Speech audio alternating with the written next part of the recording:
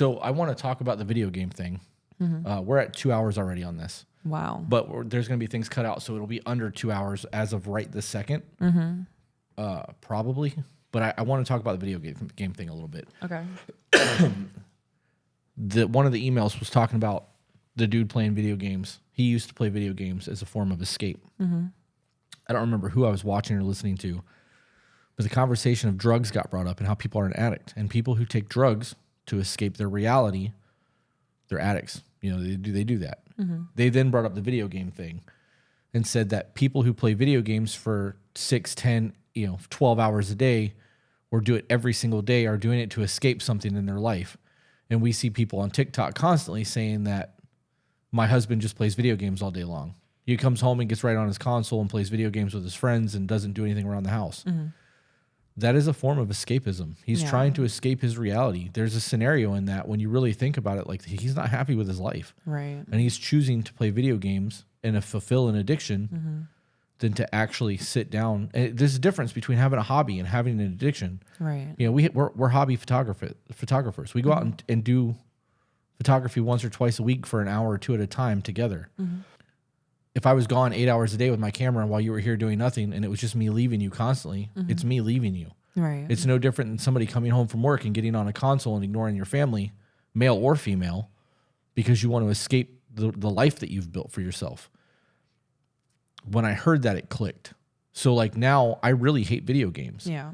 And I understand that, like, I don't hate it in that it can be a hobby for some people. We have a PlayStation 5 and an Xbox here, like, and we have gaming computers, but we get like maybe an hour a month where we sit down and play video games. It's just not, it's too time consuming and like not beneficial to us. Right.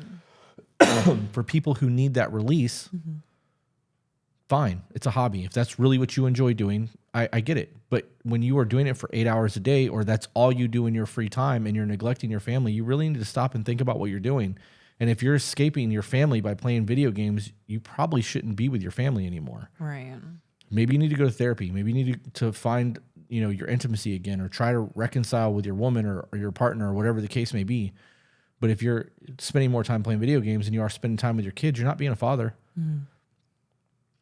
I don't know. I thought about that a lot. And like, I understand the addiction aspect of it, but I never correlated the escapism of it. No, I get that. That's how I was able to like gauge my growth as a human being. I used to play Skyrim 8 to 10 hours a day. And it's because I hated my life. I didn't want to be in my life anymore. Yeah. So it was escapism. And once I started processing my bullshit and actually enjoying things in life and being excited about the small things, like you said, I haven't turned that Xbox on in a month. Yeah. That's how I was able to gauge my own growth, is when I stopped turning to video games to escape what was going on and just started facing that shit head on, processing my things and just enjoying life. I don't really enjoy video games. Yeah. Like I used to. I used to play Destiny all the time, but my friends were on there and like... I enjoyed Destiny. Destiny was a fun game. It was one of those things that at the time my ex played, so like we all played together. It was a community that we had, but it wasn't like we were neglecting our lives to play video games. So if you have a scenario where you're a gaming couple and that's the hobby that you guys have and you guys are fucking murking people on Call of Duty together, you are spending quality time. In that aspect, you both see that as quality time together. Right. But if one person's miserable and the other person's playing video games, you really need to look at the scenario and try to ascertain what's going on in your life that you're trying to escape. I got nothing else to say. I don't either. When I heard that, it made me think about it in a different light. So I figured I would share it because it did make me think differently. Right. So I bet that'll make other people think differently too. It might. You call it? Yep. Dope. We'll see you guys on the next one. Bye, guys. Hey, guys, if you enjoyed that, found it entertaining, funny, or even learned something you didn't know before, share it. And if you're not subscribed, why aren't you? And for those of you who want to support us, get access to exclusive content and live streams, we do have a Patreon. All the links are in the description.